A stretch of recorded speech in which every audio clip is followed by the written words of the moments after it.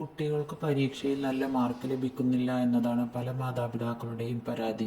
നല്ലപോലെ വീട്ടിലിരുന്ന് പഠിച്ചാലും പരീക്ഷയ്ക്ക് ചിലപ്പോൾ കുട്ടികൾക്ക് പ്രതീക്ഷിച്ച പോലെ മാർക്ക് ലഭിക്കാറില്ല. അതുപോലെ തന്നെ ചില കുട്ടികൾക്ക് ഇരുന്ന് പഠിക്കാനും മടിയായിരിക്കും. കുട്ടികളുടെ ഈ പ്രശ്നങ്ങളെല്ലാം മാതാപിതാക്കൾക്ക് ഒരു ടെൻഷൻ തന്നെയാണ്. കുട്ടികൾ പരീക്ഷയിൽ ഫുൾ മാർക്ക് വാങ്ങിക്കാൻ കുട്ടികൾ മാത്രം ശ്രദ്ധിച്ചാൽ പോരാ, മാതാപിതാക്കളും കുറച്ച് ശ്രദ്ധ നൽകണം. ഇത്തരത്തിൽ മാതാപിതാക്കൾ ശ്രദ്ധിക്കേണ്ട കാര്യങ്ങൾ എന്തെല്ലാമാണെന്ന് നോക്കാം.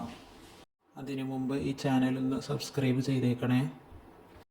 അതിനുവേണ്ടി ആദ്യം വേണ്ടതാണ് നല്ല അന്തരീക്ഷം. നല്ല ശാന്തമായ അന്തരീക്ഷത്തിൽ പഠിക്കാൻ കുട്ടികളെ അനുവദിക്കണം.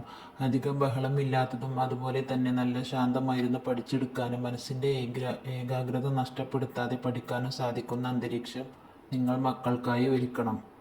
ഇത് അവരുടെ മനസ്സ് ശാന്തമാക്കാനും പഠിക്കുന്നതും വായിക്കുന്നതുമായ കാര്യങ്ങൾ മനസ്സിൽ നല്ലപോലെ പതിയുന്നതിനും സഹായിക്കുന്നതാണ്. അതിനാൽ കുട്ടികൾ പഠിക്കുന്ന സമയത്ത് TV അധികം ശബ്ദത്തിൽ വെക്കാതിരിക്കാൻ ശ്രദ്ധിക്കുക. അതുപോലെ തന്നെ വളരെ പ്രധാനപ്പെട്ട ഒന്നാണ് സമയം. നമ്മൾ സമയത്തെ എത്രത്തോളം വിനിയോഗിക്കുന്നു എന്നതിനനുസരിച്ചാണ് അതിൻ്റെ ഫലവും നമ്മൾക്ക് ലഭിക്കുന്നത്. കുട്ടികളെ ദീർഘനേരം പഠിക്കാനിരുത്തുന്നത് സത്യത്തിൽ കുട്ടികളിൽ മടുപ്പുണ്ടാക്കുന്നതിന് കാരണമാണ്. പഠിക്കാൻ ഇരുന്ന് കഴിഞ്ഞാൽ ഓരോ മണിക്കൂറിനിടയിലും കുറച്ച് ഗ്യാപ്പ് കുട്ടികൾക്ക് നൽകണം. അതിനുശേഷം വീണ്ടും കുട്ടികൾക്ക് പഠിക്കാൻ സമയം നിശ്ചയിക്കുക. ഇത്തരത്തിൽ കൃത്യമായ ഇടവേളകളിൽ നിശ്ചിത സമയപരിധി നൽകിയാൽ കുട്ടികൾ അതിനുള്ളിൽ പാഠങ്ങൾ പഠിക്കാൻ ശ്രദ്ധിക്കും. പരീക്ഷയുടെ തലേന്നിരുന്ന് എല്ലാം കൂടി പഠിച്ചെടുക്കാൻ ഒരിക്കലും സാധിക്കുന്ന കാര്യമല്ല.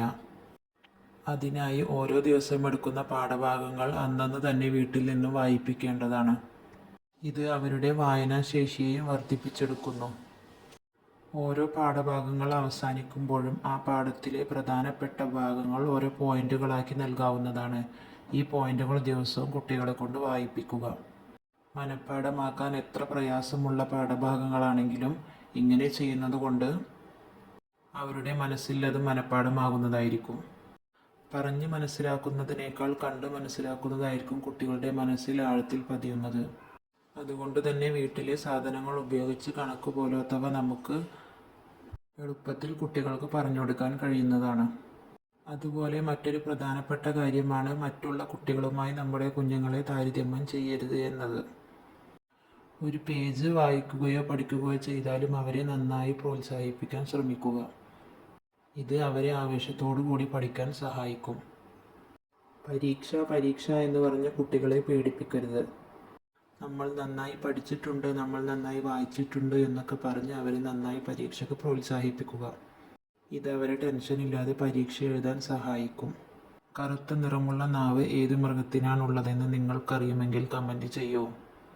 കൂടുതൽ വിവരങ്ങൾ ലഭിക്കുന്നതിനായി ഈ ചാനൽ സബ്സ്ക്രൈബ് ചെയ്യാനും മറക്കരുതേ.